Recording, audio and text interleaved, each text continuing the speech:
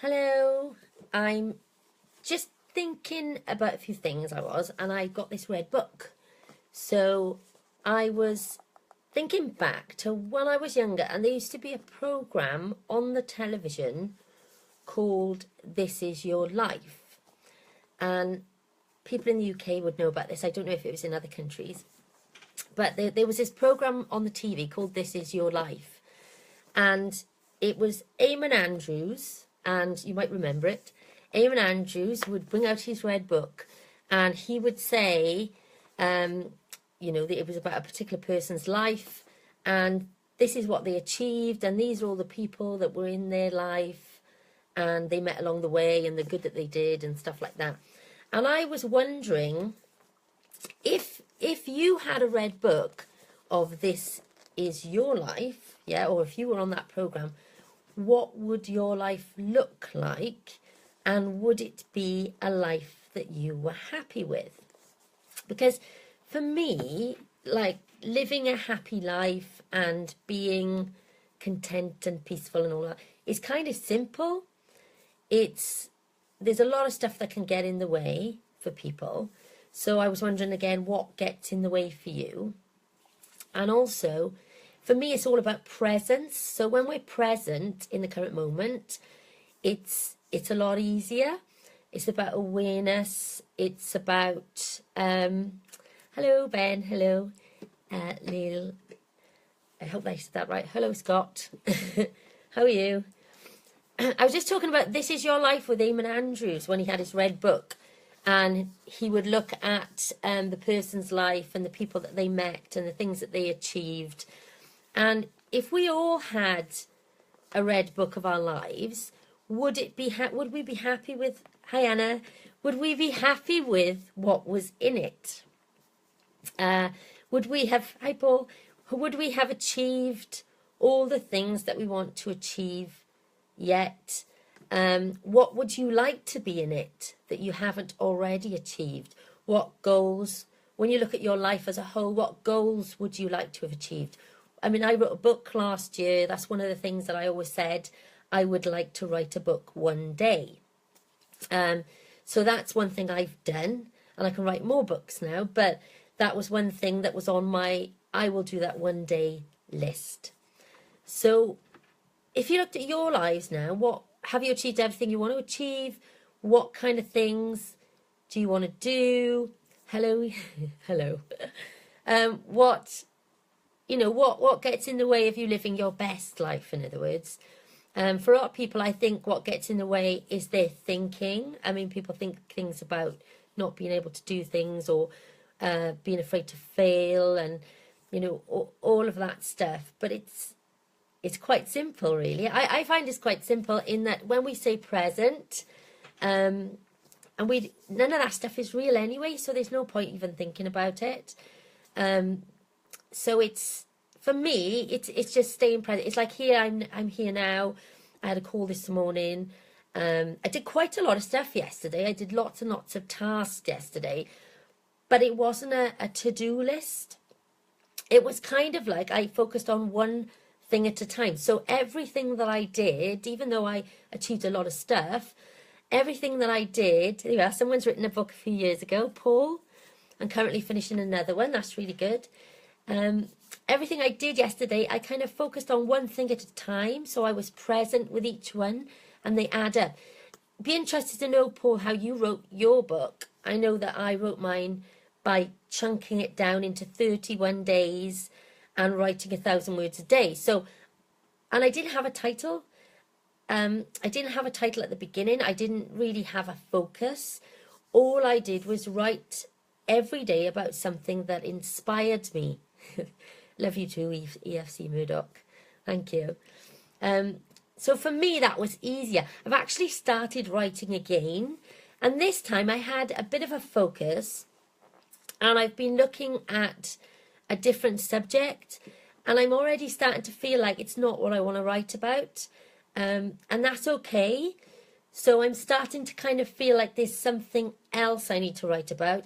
And it's more of the kind of, I feel more soul driven. So Scott says, my book certainly wouldn't involve failing. It would be full of making mistakes and learning from experience en route to my goals. So that, but failing is part of that, isn't it? Because when we making mistakes is failing. Hi, Svetlana. Making mistakes is failing. Succeeding is, you've got to fail to learn. So, you know, I failed lots of times.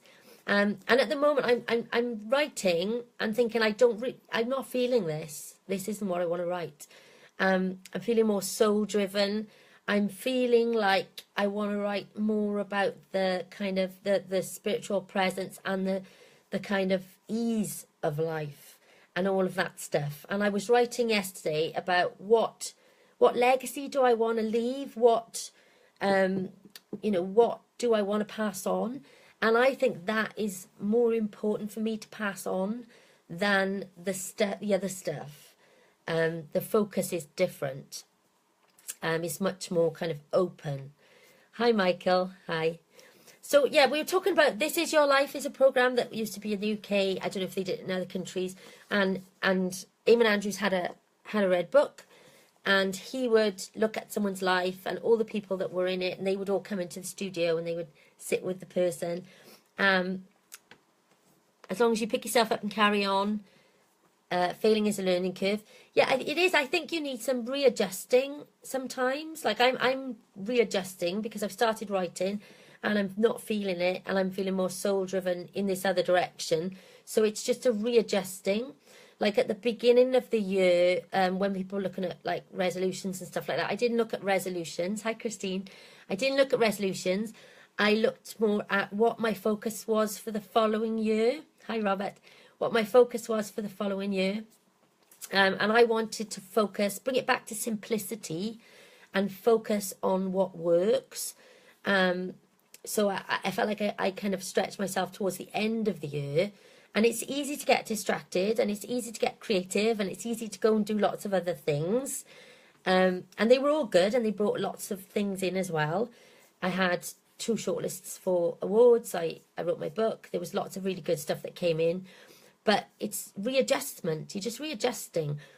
With the present stuff, I did a mindfulness course the other day for an organisation. And it was all about presence and awareness. Because when you are aware and you are present, it's a lot easier. There's no jumping into the future. There's no worrying about failing. There's no feeling like you're not good enough. Accepting yourself as well. Self-love is really important. Hi, Catherine. Hi, Nicola. So but it's all quite simple stuff, you know. It's not, I think as human beings, we overcomplicate things sometimes. We make it harder than it has to be. We get stuck in the how to do things. And I mean, at the moment, I feel quite soul-driven. So it's simplicity. It's not doing, but being. It's being intentional when you do things. So that all the tasks I did yesterday, very intentional, one at a time, taking one at a time, being present with each one, not having a huge list of things to do and feeling like you've got to rush off and strive and achieve. And you know, I come across lots of people who are striving because they're trying to prove something to themselves or others. And I used to do that too, is try and prove something. And now I don't feel like I have to prove anything.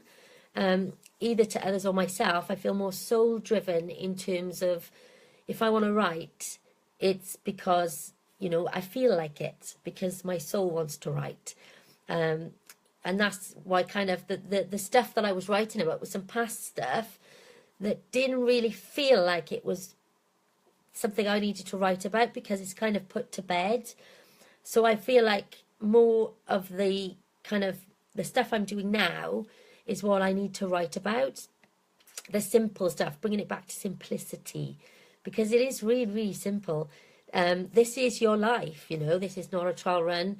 It's really simple to be happy if you are present in the moment, if you're not rushing off or striving off. You can still, I used to get a bit confused about how can you be present and being and not doing as much and still achieve things, because they seem to be kind of against each other in a way.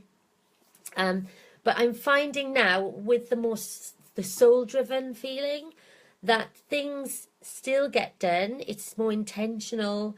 It's not saying yes to everything, but it's keeping that focus as to, you know, I know the 3 or 4 things I want to focus on this year. I know I'm keeping it simple.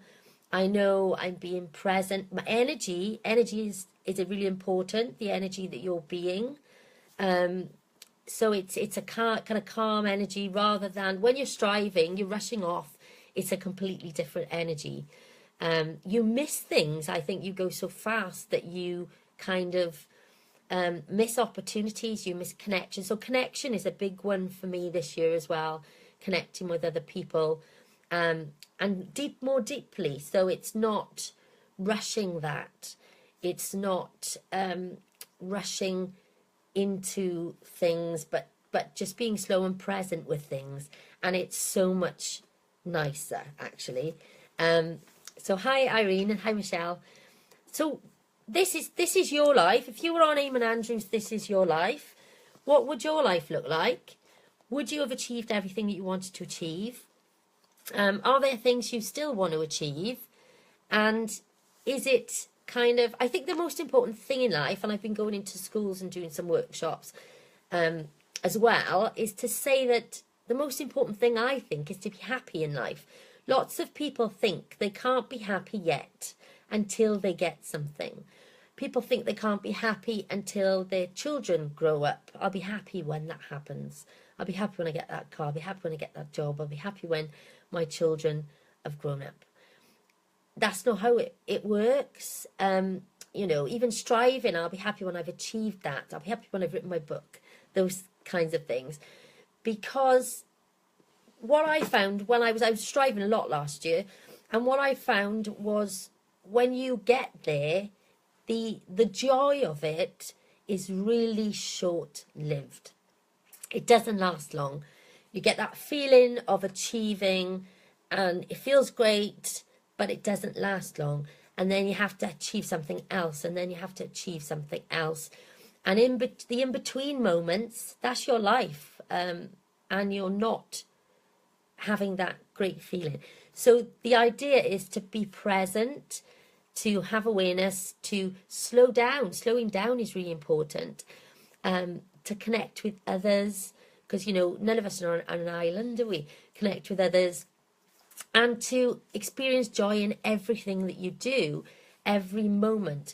You get a certain amount of time on this earth for your life. You know, why would you not want to experience joy in every moment? I was in a traffic queue the other day when I was going to another workshop, and a taxi driver was next to me, and he was like, "Oh, traffic, this is awful traffic." And I turned to him and I said, as we had this conversation in the traffic queue, I turned to him and I said, "These are moments of your life you'll never get back." I said, "I use these moments to clear my door pockets." And he looked in his door pockets and he said, "Oh, mine are already clean." But the point I was trying to make was that, you know, if we have a choice whether we focus on the traffic or whether we focus on the present moment and making the most of it and being joyous in that, really. Hi Hazel, slowing down is good, yeah. If you're in traffic, you know, you can't do anything about it. So I was having this conversation with this taxi driver, and I was just like, you know, enjoy the rest of your day, have a lovely day, and, you know, you might as well enjoy it. So, yeah, that's another one. Slowing down is really important. Hi, Kerry. And just, for me, enjoying every moment, having joy in every moment. So it doesn't matter what you're doing. And I know when people are in a job that they hate, or it's rubbing up against their values, and they're not feeling too good when they're in other people's company, and sometimes people can be a little bit negative sometimes, and they let that kind of drag them down, you're not experiencing joy. But, you know, you always have a choice. So even in the situations where, you know, what's around you isn't particularly good sometimes, or people are being quite negative. When people are negative, I get curious about their negativity, but I continue to hold my joy. Yeah, joy is contagious. So I continue to hold my energy and kind of keep in that space. and that's contagious. So it doesn't matter where you are. When you slow down and you be present, you have awareness, and you're joyous in every moment. It doesn't matter where you are. It doesn't matter what you're doing. It doesn't matter what situation you are in. You just feel joy.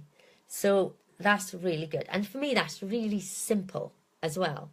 And the reason why it's simple is because you have to let go of all the thinking about, all the other stuff. Because a lot of it's not even happening in this current moment anyway. So a lot of it is a waste of time. So if I'm in a situation, even if I'm talking to say I'm in a group, when the kids were little, I enjoyed every moment, too many rushing to the next step. Well, yeah, I've been on the school run this morning. I got up a little bit late, but I still retained my joy because I thought, do you know what? If I'm late, I'm late. It doesn't really matter. It's not the end of the world. And I kind of stayed present, because the moment that I get into my head about being late, you start to stress, don't you? You start to rush. You start to be 2 steps ahead, kind of. So we just were present in the moment. We just took our time. We actually got there on time, just kind of a couple of minutes before time, but we didn't rush. I think when we rush doing that, we kind of tend to take longer. So actually staying present in the moment is really useful, and being joyous in it and having a bit of fun and and Bo was actually saying on the way to school about things, and I was thinking the comment that I put on earlier about when I was younger, it was children should be seen and not heard. And I wonder, is that why people want to be seen and heard? I think when you accept yourself, you see yourself, you don't need to be seen and heard so much. But I was kind of putting 2 and 2 together, because he was talking to me as I was driving, and I was making sure I answered him and said, oh yeah, that's great, and really listened to him. Because when we rush, we don't listen as well. And we're not being...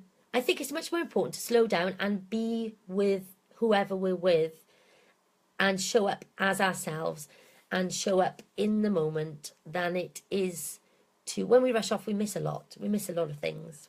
And it's not important. None of it's important. What's more important is that connection.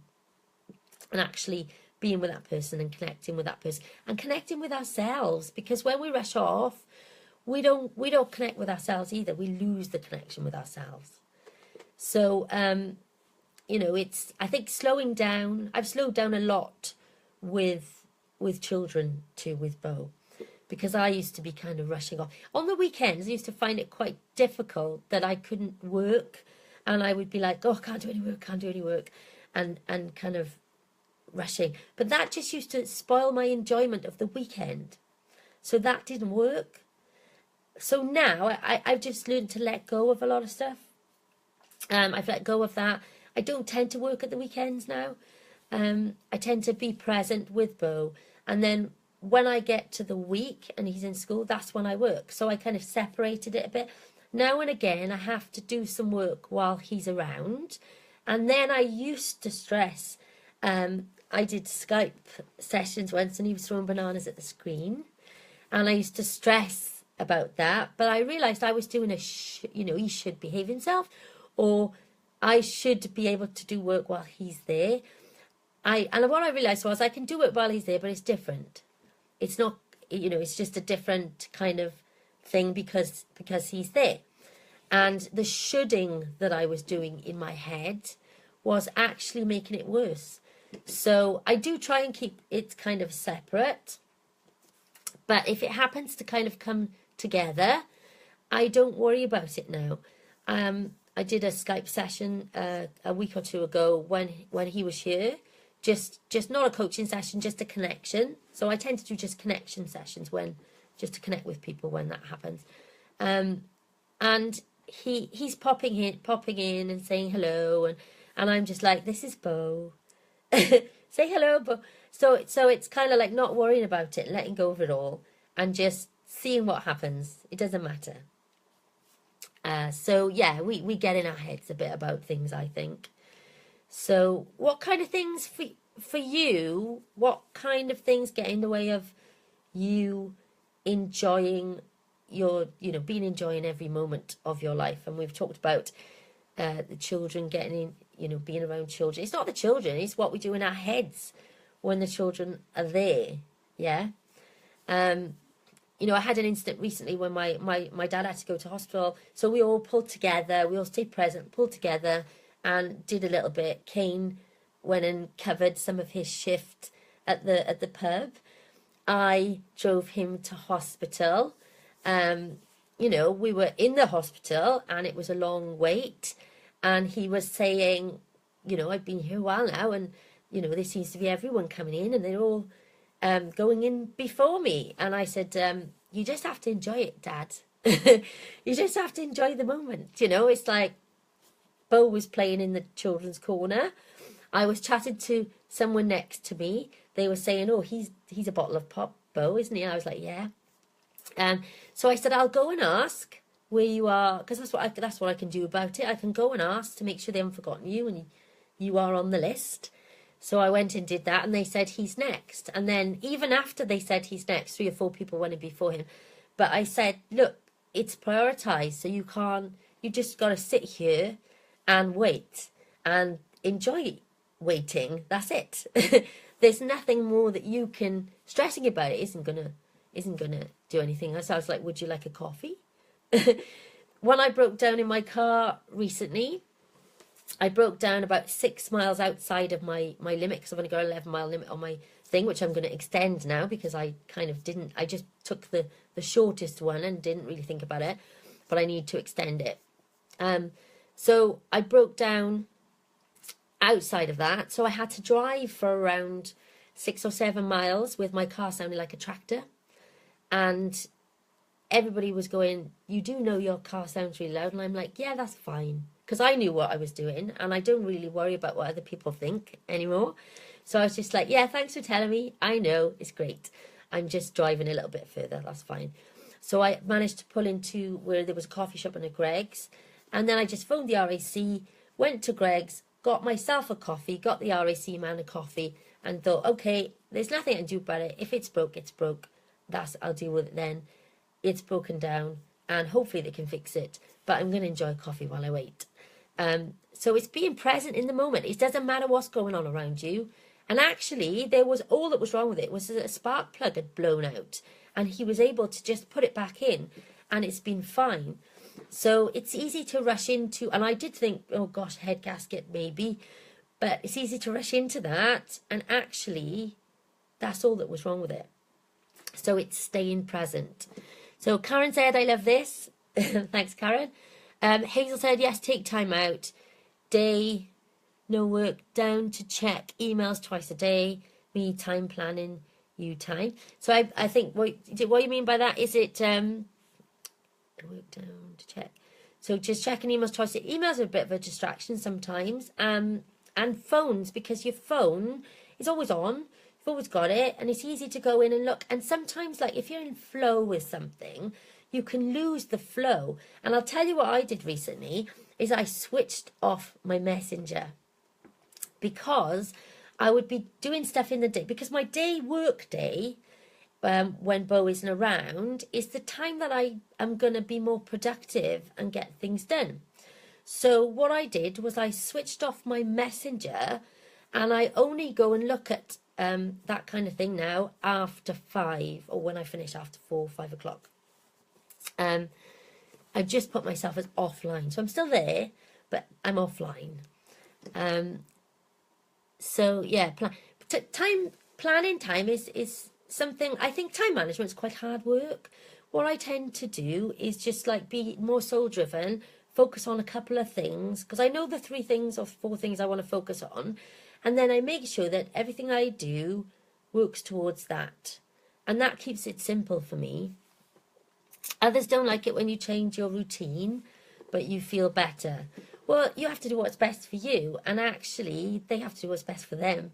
So it's when people try to... I get pissed people sometimes telling me that I should do it a different way or whatever. But that's what works for them. That's not what works for me. So this is what works for me. That's what I do. Everybody's had different experience, so it's about what works for you, really. yes, I was in emails all the time, turn off phone as well, or on silent. Yeah, there's things that you can do like that to eliminate the distractions.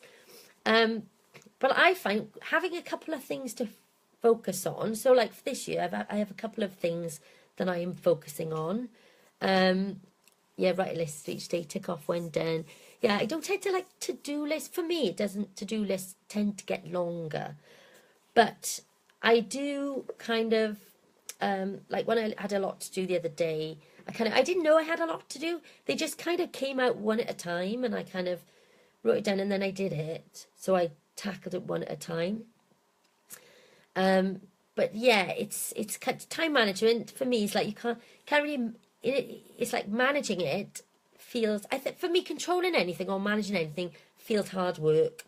So I find that just keeping it simple really, really helps. Staying present. You know, some things.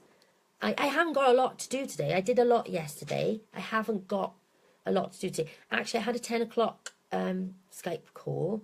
I'm doing it Facebook Live now. I have nothing else in my diary for the whole day. But I'm feeling like soul-driven, like I want to go write something. So I'm going to go write something this afternoon. Hi, Mandy. So you write before bed, maybe 2 things only. Yeah, it's consistency, isn't it? It's like the 1,000 words a day thing. If you're going to do something or you want to achieve something, if you do it consistently, and that's the idea with a simple thing really, is that I've got 3 or 4 things that I want to focus on this year. So if I do things in line with those consistently, it means I'm not really, really super busy, and I'm not getting distracted doing things that don't come in line with that. And I'm able to say yes or no to things much more easier because I have those 3 or 4 things that I can check it against as to whether it's in line with what I'm doing. This now gives me time to research actual do work. Yeah, so it's good to kind of, what I find, researching things is good. What I find with Facebook as well is that sometimes we can get carried away with reading the feed. And I've talked to a few people recently who, with all the political stuff going on, it's reading that hasn't made them feel too good. So I don't tend to, I go and flick it, I have a flick it and I have a little read now and again, but I don't tend to read too much of it. I just joined Instagram yesterday because I thought I'll have a little look at Instagram. It's one that I haven't really looked at before. But I think in terms of Facebook, it's not about, people say it makes them feel bad, sometimes Facebook, but I think it's about how you use it. So Facebook is a fantastic tool for connecting with people. So we've got these Facebook Lives now. You can reach out and connect with people. And I think when we reach out and connect with people in a sense of being in service to them, it feels a lot different to use Facebook than it does when we are just soaking up all the information. So we are, in a sense, being a consumer of Facebook then. But if you have a business or you're doing something, if you're kind of purpose-driven, then you really want to use it in a different way, I suppose. And I think for me, what I'm kind of coming into now is that Facebook is a great tool for connecting with people, for producing stuff more than consuming stuff. When we consume stuff, it feels different. When we are putting things out into the world, and it comes back to this is your life book. What legacy do you want to leave? What do you want to achieve? What do you want to put into the world, and not what do you want to take out? Because when we can consume all this stuff, but something that I've realized as well is that everybody, you can read blog after blog after blog, you can read everything on Facebook. is people's opinions. Yeah, a lot of it is people's opinions. And actually, everyone has all different opinions about things. So what you're reading then is, it's like reading people's opinions. It's like being in a room full of people with opinions. Okay? And actually, that's why I've shifted. Oh, thank you, Rosh and Dave. Look pretty. That's why I've shifted more towards, putting things into the world, I suppose. And I don't like the expert role. I don't like opinions. What I like, because they're not facts. They're not, there's lots of people listen to people's opinions, and actually they're not true. When I did the HuffPost thing, there were 1,000,001 blogs of how to get into the HuffPost. But what it really is how that person got into the HuffPost. And they all said different things. So I think we have to be a little bit media smart and a little bit aware of that. And when I write a blog, this is my opinion. This is what works for me. And people have to discover, it's good to read things, and I read things now and again as well. Even when we read books, that's someone else's, that's what worked for them. That's their opinion. Even if it's researched, yeah, you've got to look at where the research comes from, who did it, who benefits, what is the intention in it. So it's you have to look at all that when you read anything, really. But I tend to think that people are hi Denise, people, you know what works for you, okay? So I can tell you what worked for me, and I can tell you kind of through I'm out there experimenting, so I've learned this through experience as well, but it's my experience, and everybody's experience is different. So you need to find what works for you. Now you will find what works for you by having a go, by failing, by trying, by doing all those things. And if something isn't working for you, like if reading lots of stuff on Facebook isn't working for you and it's making you feel bad, and it's not really making you feel bad either, because we make ourselves feel bad about it, so it's not that, but a little shift to using it in a different way. Using it, I think lots of people are sat behind their computers or on Facebook, and maybe we don't, we can stay at home now and do it, but we're not really connecting deeply with people. So it's a bit surface sometimes. So you can use Facebook in a surface way, or you can use it in a deeper way and actually connect with people. So you have a choice. You can go out into the world and you can meet people in a surface way and have conversations and talk about the weather, or you can have deeper conversations with people, be interested and curious about people, and have deeper connections that way. Really get to know people, be interested in people. So it's the same in real life as Facebook, I think. So for me, it's about using it in a different way, and it feels different. And I could decide it feels different and think about it differently, but sometimes it rubs up against values and stuff like that as well. So we have to actually shift to use it in a different way. And it's all this readjustment. We're back to that readjustment again. Everything is like kind of readjusting what's working for you, what's not working for you. What worked for me a year ago isn't maybe what works for me now. So it will change as well. But it's keeping on learning, keeping on kind of doing things. Build your book of this is your life, yeah? Keep filling it with things that you want to do. Keep filling it with how you want to live your life. Keep filling it with joy and presence and happiness, because it only has so many pages. That's the thing. It only has so many pages. Be open about things. We tend to shut down about things sometimes. Maybe we don't want to connect with people because we're afraid of things going wrong. Maybe we don't want to try because we're afraid of failing. Stay open. Stay present. And it's a lot easier. Imagine that every day you are filling a page of your book And what do you want in it? You know, do you want being closed down in it? Do you want being open in it? Do you want to be living from your heart or your head? Do you want to be living in the moment? Do you want to be creating something? It's a different way of operating, really, than consuming and kind of not being present and being thinking all the time.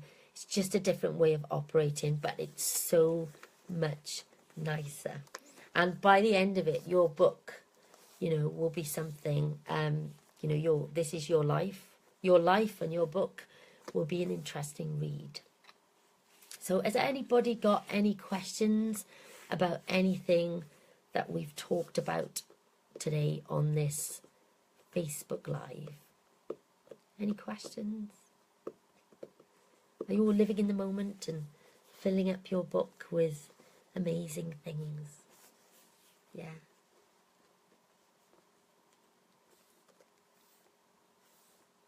So like today now, I haven't got, you know, I haven't got a lot on this afternoon.